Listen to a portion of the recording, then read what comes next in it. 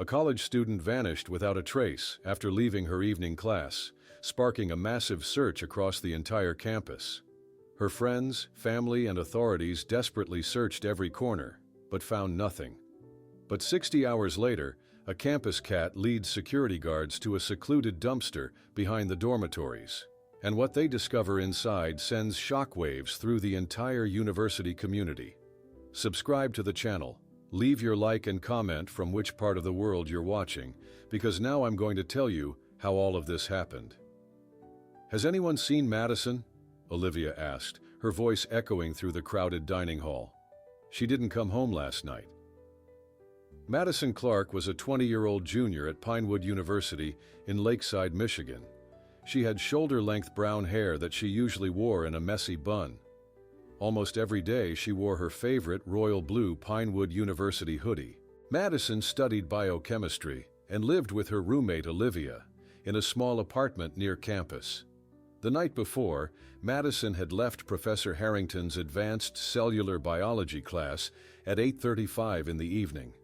The science building was nearly empty. She texted Olivia, "Heading home. Want anything from the campus store?" That was the last anyone heard from Madison for the next 60 hours. When morning came, Olivia knew something was wrong. Madison's bed hadn't been slept in. Her phone went straight to voicemail. Her daily morning protein shake sat unmade in their kitchen. "This isn't like her at all," Olivia said to their neighbor Tyler. "Madison never stays out without telling me. I'm really worried." Tyler tried to be helpful. "Maybe she pulled an all-nighter at the lab. You know how she gets with her research." "I already checked there," Olivia replied, twisting her hands together. "No one has seen her since Professor Harrington's class last night." Olivia called Madison's parents in Columbus, Ohio. Robert and Susan Clark were immediately concerned. "We'll start driving now," Madison's father said, his voice tight with worry. "We can be there in 4 hours." Next, Olivia called campus security. Officer Frank Reynolds took her report. He was 55 years old with salt and pepper hair and had worked at Pinewood for over 20 years. He wore a perpetually creased black uniform and took his job very seriously. "When was the last confirmed sighting of Madison?" Officer Reynolds asked, taking detailed notes. "She left her evening class at 8:35, Olivia explained. "Professor Harrington saw her walk out. She texted me she was heading home, but she never arrived." While some might dismiss a college student's absence as nothing unusual, Officer Reynolds felt troubled right away. Something about this case felt different from students who simply stayed out partying. "I'm going to check the security footage right now," he told Olivia, "and I'll need a recent photo of Madison." By noon, news of Madison's disappearance had spread across the small campus. Her classmates formed search parties, checking the library, coffee shops, and other places she might be. When Madison's parents arrived, they set up in the student center. Her mother clutched Madison's high school graduation photo, showing it to everyone who passed by. "Have you seen my daughter? She's been missing since last night." Professor Harrington joined the search efforts, leading a team through the science buildings. "Madison is one of my best students," he told Officer Reynolds. "She's responsible and dedicated. She wouldn't just disappear without telling someone." Officer Reynolds reviewed the security footage with growing concern. The cameras showed Madison leaving the science building at 8:37, walking across campus toward Founders Quad. But then she disappeared from view. Several cameras in that area had been broken for weeks because budget cuts had delayed maintenance. "We can see her entering the quad here," Reynolds explained to Madison's parents, pointing at the screen. "But then we lose her. The next cameras that should have picked her up show no sign of her." By evening, local police joined the search. Detective Sarah Blackwood, who had graduated from Pinewood herself years ago, organized search grids extending beyond campus into the surrounding woods and lake areas. "We'll find her," Detective Blackwood promised the worried parents. "Every hour counts in a missing person case." Madison's friends revealed something important. She had been working on a research project about plant-based compounds that could fight antibiotic-resistant bacteria. Some wondered if her disappearance might be connected to her research. As darkness fell on the second day, The search continued with flashlights and growing fear. Posters with Madison's face appeared all over town. Local news stations ran her story, and social media filled with the hashtag #FindMadison. No one knew that Madison was closer than they thought, or that help would come from the most unexpected source. By the morning of the second day, the search for Madison Clark had intensified dramatically. Pinewood University's campus buzzed with activity as students, faculty, and now local police joined forces to find the missing biochemistry student. Detective Sarah Blackwood stood in the campus security office, pinning a large map to the wall. She was 38 years old with short dark hair and had graduated from Pinewood 15 years earlier. "We'll divide the search area into 6 zones," Detective Blackwood explained, marking the map with a red marker. "Campus buildings are Zone 1. Dormitories are Zone 2. The wooded areas north of campus are Zone 3. The lakefront is Zone 4. Downtown Lakeside is Zone 5. And residential neighborhoods are Zone 6. Officer Frank Reynolds nodded, studying the map. "I know this campus better than anyone. I should lead the team searching the maintenance tunnels and storage areas." "Agreed," Detective Blackwood said. "Those are places students wouldn't normally go, but Madison might have ended up there somehow." Madison's roommate Olivia sat nearby, scrolling through her phone. Her eyes were red from crying and lack of sleep. "Her face is all over social media now," Olivia said. "Everyone's sharing her photo with the hashtag #FindMadison. Someone must have seen something." Robert Clark, Madison's father, entered the room carrying coffee cups for everyone. His wife Susan followed behind him, her phone pressed to her ear. "I've called all of Madison's friends from high school," Susan said, ending the call. "No one has heard from her. This isn't like Madison at all. She calls us every Sunday without fail." Detective Blackwood turned to Olivia. "Tell me more about Madison's research project. Could it be related to her disappearance?" Olivia straightened up. "She's been working on finding plant compounds that can fight bacteria that don't respond to antibiotics anymore. She was really excited about it. Last week she told me she made a breakthrough." "Was anyone else working on this project?" Detective Blackwood asked. "Professor Harrington supervises her work," Olivia explained. "And there's a research team of 4 other students. But Madison was the one who found the specific plant compound they're studying now." Officer Reynolds frowned. "Could her research be valuable to someone? Valuable enough to take her?" The room fell silent as everyone considered this possibility. "I'll speak with Professor Harrington right away," Detective Blackwood said. "And I want to meet the other students on the research team." Throughout the day, search teams combed every inch of the campus. Students handed out flyers with Madison's photo in downtown Lakeside. Local television stations ran segments about the missing student during their news broadcasts. Madison's father joined a search team checking the wooded trails where Madison sometimes went running. Her mother stayed at the command center, answering calls from concerned community members.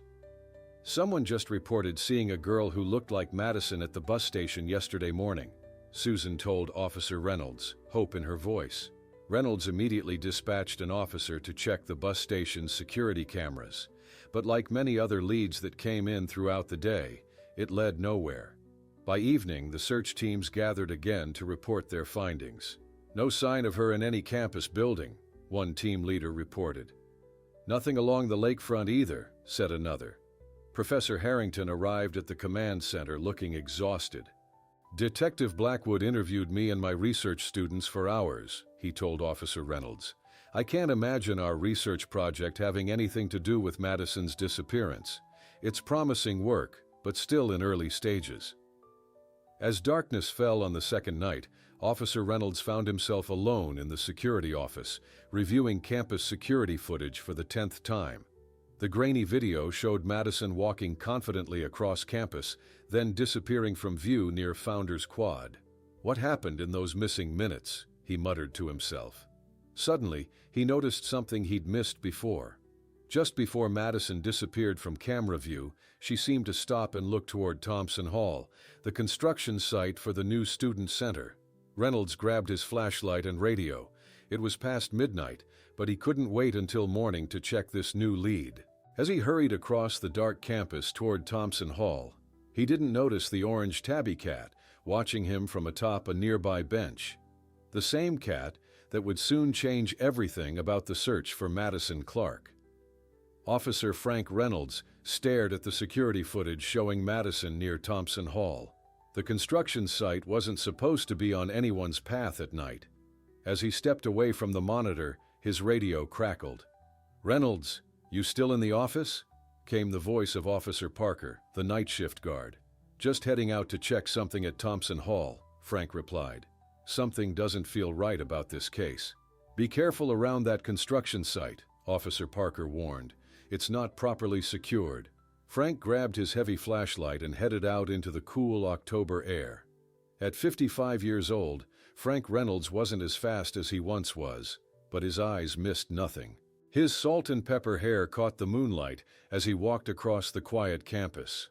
Frank had worked at Pinewood University for 22 years. Before that, he had been a police officer in Detroit until his wife passed away. He moved to Lakeside for a quieter life and found purpose in keeping the students safe. "These kids are someone's whole world," he often told new security guards. "We protect them like they're our own." As Frank approached the science building, he noticed movement in the shadows. He pointed his flashlight toward it, revealing an orange tabby cat with bright eyes. "Well, hello there, Marmalade," Frank said with a small smile. Marmalade was famous around campus. No one owned him officially, but everyone knew him. Students left him food, and the maintenance staff had built him several small shelters around campus for cold nights. For some reason, the cat had taken a special liking to Officer Reynolds and often followed him on his evening patrols. "Not tonight, buddy," Frank told the cat. "I'm working a serious case." Marmalade meowed and rubbed against Frank's leg. Frank bent down and scratched behind the cat's ears. "Madison's been missing for 2 days now," Frank said to the cat. "Her parents are worried sick." Frank continued walking, and to his surprise, Marmalade followed alongside him. The cat had never been this persistent before. After 3 hours of searching the construction site and finding nothing, Frank headed back to the security office. Dawn was approaching, and he needed to report to Detective Blackwood that Thompson Hall was clear. Frank managed to get 2 hours of sleep on the small couch in the break room before the morning shift arrived. The search for Madison continued with renewed energy, but by afternoon, exhaustion began to set in among all the volunteers. At 4:30 in the afternoon on the third day, Frank was checking the administrative building again when something unusual happened. Marmalade appeared in the hallway, meowing loudly and pawing at Frank's pant leg. "Not now, Marmalade," Frank said tiredly. When Frank tried to continue walking, the cat did something he had never done before. He hissed and blocked Frank's path. "What's gotten into you?" Frank asked, surprised by the cat's behavior. Marmalade meowed again, then walked a few steps away before looking back at Frank, as if asking him to follow. "You want me to follow you?" Frank asked, feeling a bit foolish talking to a cat. Marmalade meowed again and continued walking, stopping to make sure Frank was following.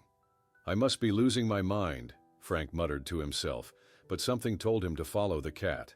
Marmalade led Frank across campus, past the library and science building, toward the north side of Thompson Hall, where construction had been ongoing for months.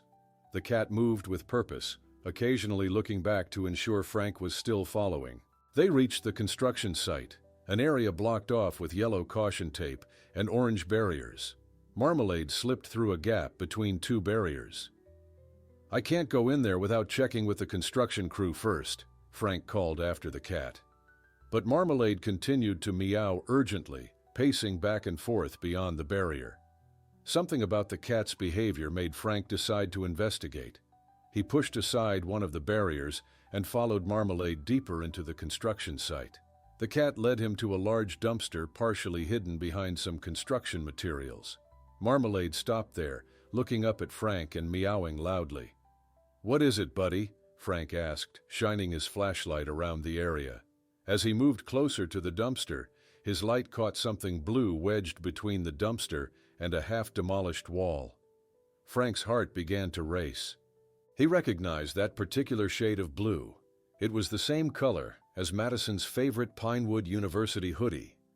Frank's heart pounded as he moved closer to the blue fabric wedged between the dumpster and the wall. His flashlight beam revealed what he had been searching for during the past 60 hours: Madison Clark. "Madison!" Frank called out, rushing forward. "Madison, can you hear me?" She was unconscious but breathing. Frank quickly knelt down and saw that Madison had fallen into a narrow maintenance shaft about 4 feet deep. The concrete walls were too smooth to climb, effectively trapping her. Her cell phone lay shattered nearby. "This is Officer Reynolds," Frank shouted into his radio. "I found Madison Clark, north side of Thompson Hall construction site. Need medical assistance immediately." Frank carefully made his way down into the shaft to check on Madison. She was pale and dehydrated, with a badly swollen wrist that looked broken. She had been trapped without food or water for nearly 3 days.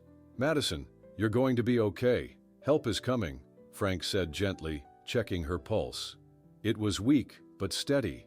Within minutes, sirens wailed across campus as emergency vehicles rushed to the scene.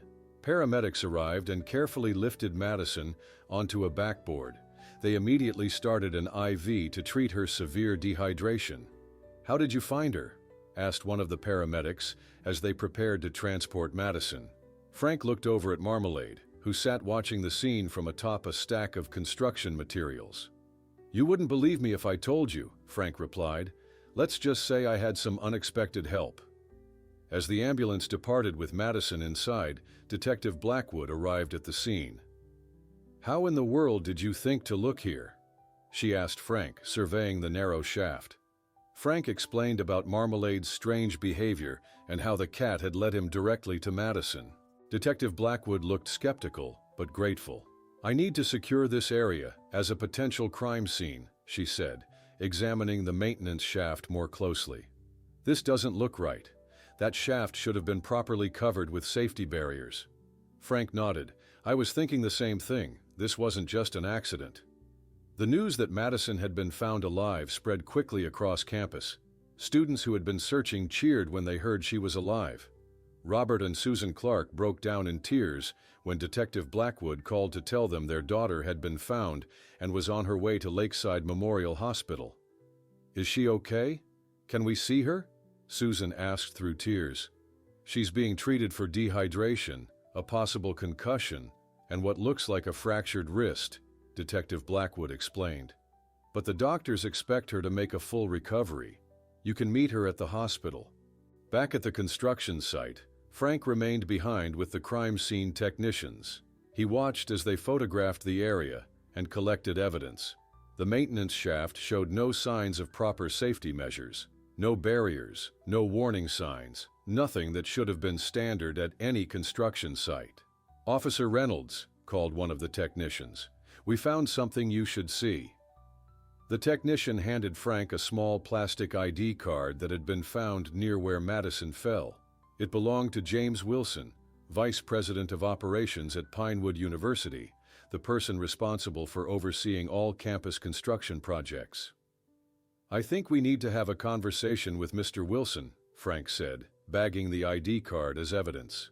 As the crime scene team continued their work, Frank walked over to where Marmalade was still sitting, watching everything unfold. He reached out and gently scratched behind the cat's ears. "You're the real hero today," Frank said quietly. "Without you, we might never have found her in time." Marmalade purred in response, then jumped down and began walking toward the campus cafeteria as if nothing extraordinary had happened. Frank smiled as he watched the cat go, then turned his attention back to the investigation. Something told him that finding Madison was just the beginning of a much bigger story. The small plastic ID card belonging to James Wilson, Vice President of Operations at Pinewood University, was safely sealed in an evidence bag as Officer Frank Reynolds drove to Lakeside Memorial Hospital. He needed to check on Madison and find out exactly what happened at that construction site. The hospital hallways were busy with doctors and nurses rushing between rooms. Frank found Madison's room easily. It was the one with 2 police officers standing guard outside. "Officer Reynolds," one of the officers nodded. "Detective Blackwood said to let you in right away." Inside the room, Madison lay in the hospital bed with an IV in her arm and her left wrist in a cast. Her parents sat on either side of her bed, both looking exhausted but relieved. Detective Blackwood stood near the window taking notes. "Officer Reynolds," Madison's father stood and extended his hand. "You found our daughter. We can never thank you enough." "I had help," Frank said with a small smile. "How are you doing, Madison?" Madison looked pale but managed a weak smile. "The doctors say I'll be okay. Dehydration, a concussion, and a broken wrist. But I'm alive thanks to you." "And apparently thanks to a cat named Marmalade," Detective Blackwood added. "That orange cat that hangs around campus?" Madison asked. "He found me?" "Led me right to you," Frank confirmed. "Smart animal." Detective Blackwood moved closer to the bed. "Madison, we need to ask you some important questions about what happened. Are you feeling up to it?" Madison nodded slowly. "I need to tell you something important. I didn't fall into that hole by accident. Someone pushed me." The room went silent. Madison's mother gasped and grabbed her daughter's hand tighter. "Start from the beginning," Detective Blackwood said gently. "What happened after you left Professor Harrington's class that night?" Madison took a deep breath. "I was walking back to my apartment. I decided to take a shortcut past the construction site for the new student center. As I was passing by, I noticed the door to the site office was open and the lights were on." "At 8:30 at night?" Frank asked. Madison nodded. "I thought it was strange too. Then I saw papers spread out on a desk with a bright lamp shining on them. I was curious, so I looked closer." "What did you see?" Detective Blackwood asked. "They were construction plans and material lists, but not for the student center. They were for the new science building that's supposed to start construction next month." Madison's voice grew stronger as she continued. "I recognized some of the chemical names because of my biochemistry classes. They were planning to use materials that would release toxic chemicals when exposed to the kinds of solutions we use in our labs." Frank and Detective Blackwood exchanged glances. "I took pictures with my phone," Madison continued. "I was going to show them to Professor Harrington the next day. But then I heard someone coming. I tried to leave quickly, but a man saw me and chased me." Madison's voice trembled slightly. "When he caught up to me, he pushed me hard. I fell into that shaft. Before I blacked out, I heard him say to someone else, 'She saw the plans.' Then everything went dark." "Did you recognize the man who pushed you?" Detective Blackwood asked. Madison shook her head. "It was dark, and he was wearing a baseball cap. But he was tall, maybe 6 feet, and he had a deep voice."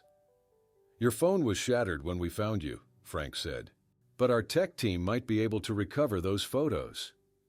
"This is now officially an attempted murder investigation," Detective Blackwood said firmly. "Madison, we're keeping officers outside your door until we catch whoever did this." Madison's father stood up, his face flushed with anger. "Someone tried to kill my daughter over building materials? If those materials are as dangerous as Madison suggests, and if someone is cutting corners to save money, there could be millions of dollars at stake," Frank explained. "And that's not counting potential lawsuits if students got sick from toxic exposure." "We found this at the scene," Frank added, showing Madison the evidence bag containing James Wilson's ID card. "Do you recognize him? Is he the man who pushed you?" Madison studied the ID photo carefully. "I can't be sure. Maybe. The build seems right." "I need to talk to Mr. Wilson immediately," Detective Blackwood said, pulling out her phone. "And we need a warrant to search his office and home." As Detective Blackwood stepped out to make her calls, Madison looked at Frank with tears in her eyes. "I was so scared no one would find me," she whispered. "I tried to climb out, but the walls were too smooth. After my phone died, I just sat there in the dark, hoping someone would miss me." "Someone did miss you," Frank said gently. "Your roommate Olivia knew something was wrong right away, and the whole campus came together to find you. And a cat," Madison said with a small smile. "Don't forget the cat." Detective Sarah Blackwood wasted no time after leaving Madison's hospital room. She immediately assembled her team at the Lakeside Police Department to brief them on the shocking revelation. Madison Clark didn't fall. She was pushed after discovering dangerous materials were planned for the new science building, Detective Blackwood explained to the room full of officers. We need to move quickly. I want a tech team working on recovering those photos from her damaged phone, immediately. Officer Reynolds stood in the back of the room, still processing everything Madison had told them. I've obtained a warrant to search James Wilson's office and home, Detective Blackwood continued. His ID card was found at the scene. Reynolds, I want you with me for the office search. 20 minutes later, Detective Blackwood and Officer Reynolds arrived at the administration building on campus. The university president, Dr. Eleanor Simmons, met them at the entrance. This is extremely disturbing, Dr. Simmons said, her face pale with concern. I've suspended Mr. Wilson pending your investigation. His office is this way. The three walked down a long hallway, lined with portraits of past university presidents. James Wilson's office was large with a view of the campus quad. Detective Blackwood and Officer Reynolds put on gloves before beginning their search. Look for anything related to the construction projects, Detective Blackwood instructed, especially the new science building plans. Officer Reynolds carefully went through filing cabinets while Detective Blackwood examined Wilson's computer. After 30 minutes of searching, Reynolds found a hidden drawer in the desk. Detective, you need to see this, he called out. Inside the drawer was a folder labeled Science Building, Revised, containing documents that showed two different plans for the building. One set appeared official, with proper safety materials listed. The second set, marked Actual, showed substitutions of cheaper materials. This confirms Madison's story, Detective Blackwood said, carefully bagging the evidence. But there's more to this. Look at this signature. She pointed to the bottom of the document where two names were signed, James Wilson and Richard Bennett, the Vice President of Operations and the head of Bennett Construction Company. Bennett Construction, Officer Reynolds read aloud. Any relation to Wilson? Dr. Simmons, who had been watching from the doorway, spoke up. Richard Bennett is James Wilson's brother-in-law. Wilson pushed hard for the university to hire Bennett's company for all our recent projects, claiming they offered the best value. Detective Blackwood's phone rang. It was the tech team. We recovered several photos from Madison Clark's phone, the technician reported.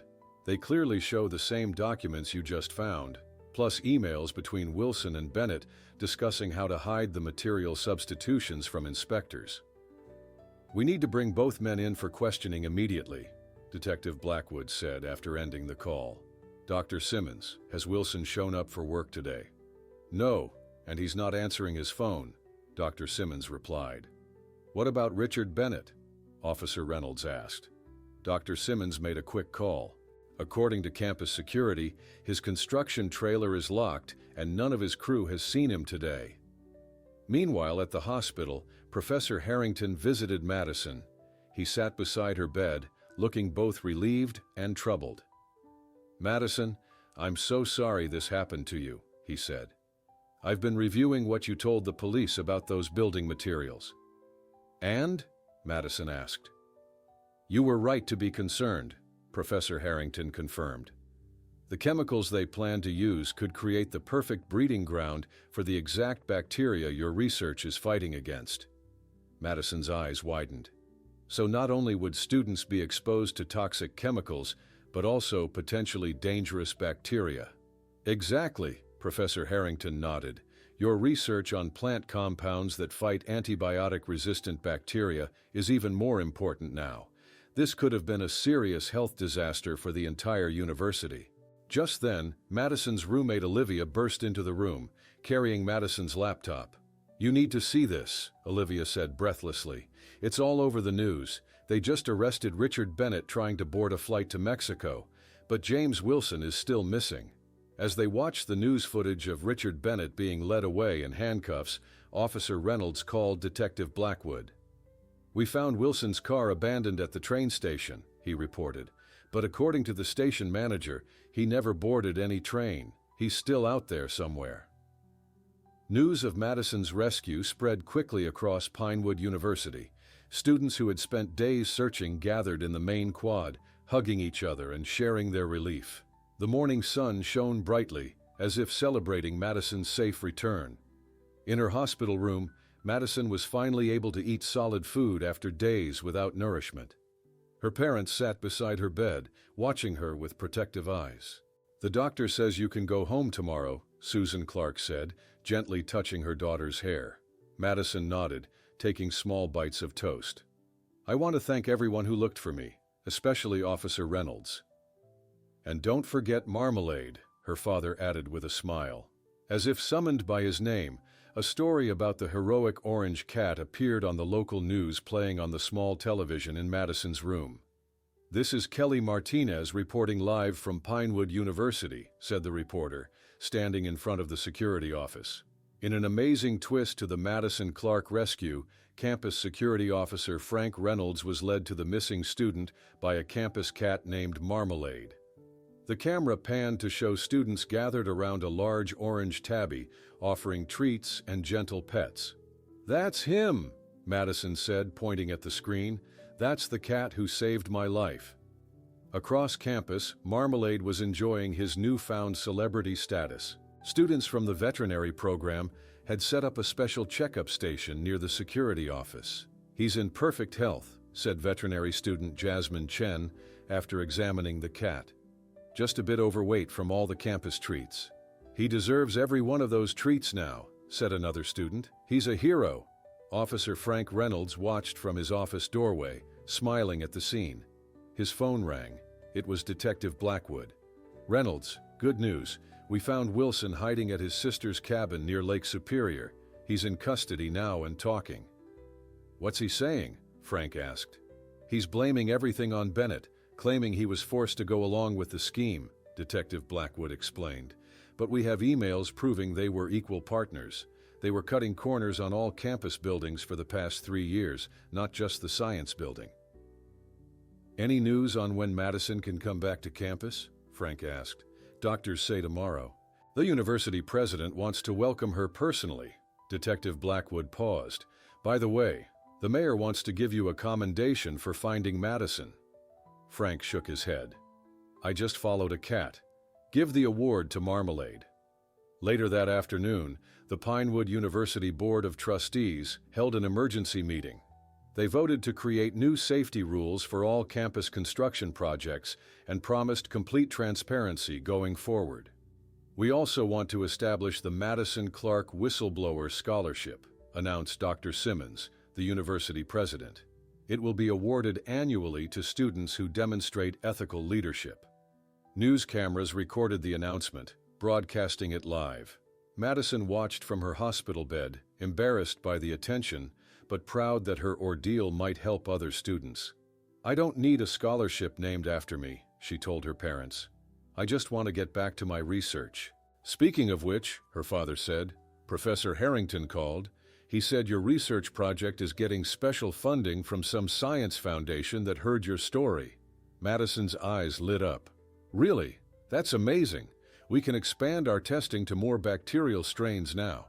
Meanwhile, students had started building a special heated shelter for Marmalade near the security office, his favorite campus hangout. They decorated it with small paw prints and a plaque that read, "Marmalade Pinewood Hero." Frank Reynolds stopped by to check on the progress, bringing a can of premium cat food. "Officer Reynolds," called out Jessica, a sophomore helping with the shelter. "Is it true the mayor wants to give you an award?" Frank looked embarrassed. "Just doing my job. The real hero is this guy," he said, setting down the food for Marmalade, who appeared from under a nearby bench. The orange cat approached cautiously, sniffed the food, then looked up at Frank as if to say, "Finally, the recognition I deserve." Students laughed as Marmalade began eating, completely uninterested in his newfound fame. "Tomorrow Madison comes back to campus," Frank told the students. "I think we should all wear blue to welcome her." By evening, the message had spread across social media. Wear Blue for Madison was trending as students planned a special welcome for their returning classmate who had helped uncover corruption and dangerous conditions that could have affected them all. 2 weeks after Madison's rescue, the Lakeside Courthouse was packed with reporters and Pinewood University students.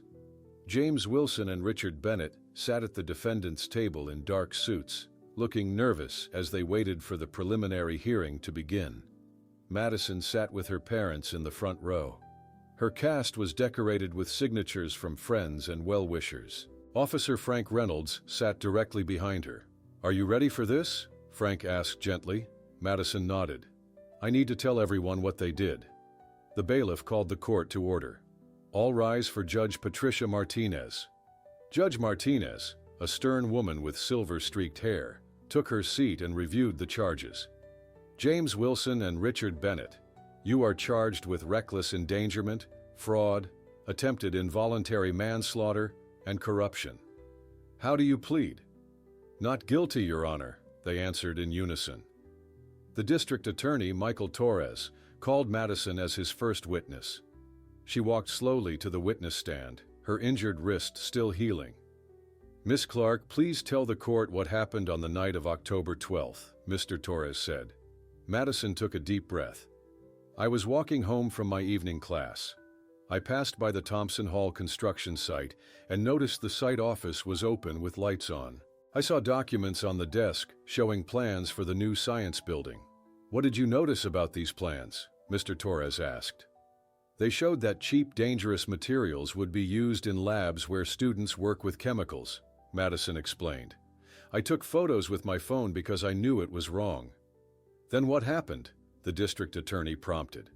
Madison's voice became quieter. "Someone saw me. He chased me and pushed me into a maintenance shaft. I heard him say, 'She saw the plans.' I was trapped there for almost 3 days until Officer Reynolds found me." Wilson's lawyer stood up. "Your Honor, my client admits there were problems with the building plans, but claims this was all a misunderstanding. Miss Clark simply fell, accidentally." "That's not true," Madison said firmly. "He pushed me and left me there to die." The courtroom buzzed with whispers until Judge Martinez called for order. Next, Officer Reynolds testified about finding Madison and the dangerous condition of the construction site. He described the maintenance shaft that had no safety barriers or warning signs. "In my 22 years of campus security, I've never seen such dangerous negligence," Frank stated. The technology expert from the police department showed the court the recovered photos from Madison's damaged phone. The images clearly showed the documents Madison had described, with side-by-side comparisons of safe materials versus the dangerous substitutions. During a break in the proceedings, Madison stepped outside for fresh air. Professor Harrington was waiting in the hallway. "You're doing great in there," he told her. "The evidence is overwhelming." "I'm just glad other universities are checking their buildings now," Madison replied. "The news said 3 other schools found similar problems after hearing about our case." Back inside, the district attorney revealed the results of their wider investigation. "Your Honor, we've discovered this wasn't an isolated incident. These defendants have compromised safety on 5 different campus buildings over the past 3 years." As the day ended, the judge announced she found sufficient evidence to move forward with a full trial. "The defendants will remain in custody until trial," she declared, pounding her gavel. Outside the courthouse, reporters surrounded Madison and Officer Reynolds. "How does it feel knowing you may have saved countless students from harm?" one reporter asked Madison. "I just did what anyone would do," Madison answered. "The real hero is Officer Reynolds, and Marmalade the cat." Frank smiled modestly. "Speaking of Marmalade, the university created a special position for him, official campus safety cat. He even has his own Instagram account now with 20,000 followers." As they walked back toward campus, Madison noticed something different. "Look," she pointed to a construction site where the new science building would be built. A large sign read, "Future Home of Pinewood University, Science Center, built with transparent oversight and the highest safety standards." "Your parents must be proud," Frank said. "They are," Madison nodded. "But they're also super protective now. My mom calls 3 times a day to check on me." "That's what parents do," Frank chuckled. "By the way, have you decided about that environmental safety minor you were considering?" "I start classes next semester," Madison confirmed.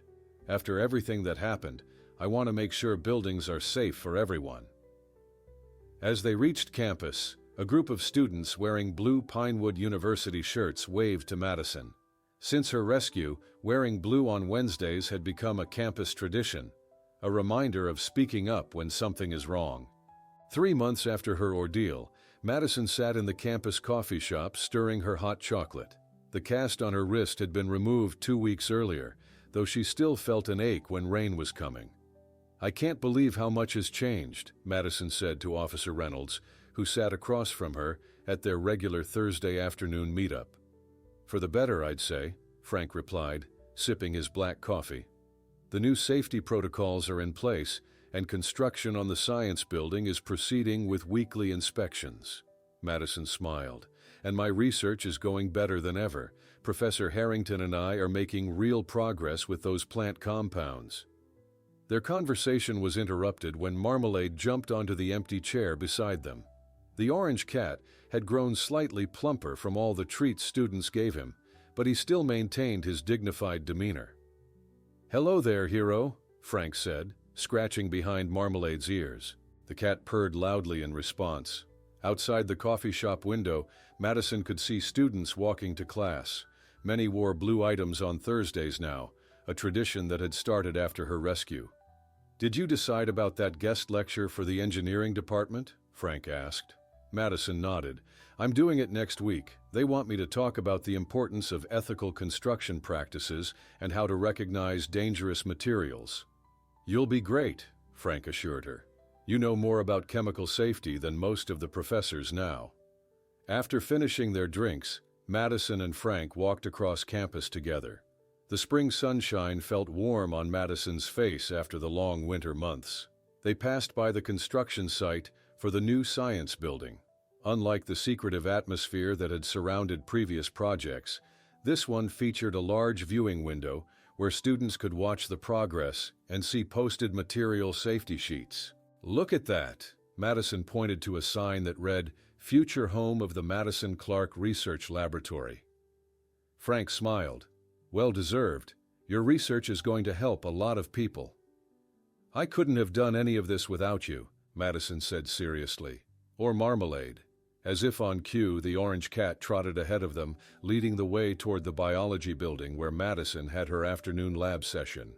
Professor Harrington was waiting outside. "Madison, I just got the email. Our research paper has been accepted for publication in the American Journal of Biochemistry." Madison's eyes widened. "Really? That's amazing." "And there's more," Professor Harrington continued excitedly. "The National Science Foundation wants to fund the next phase of our research. They were impressed by how your plant compounds performed against antibiotic-resistant bacteria." Officer Reynolds gave Madison a gentle pat on the shoulder.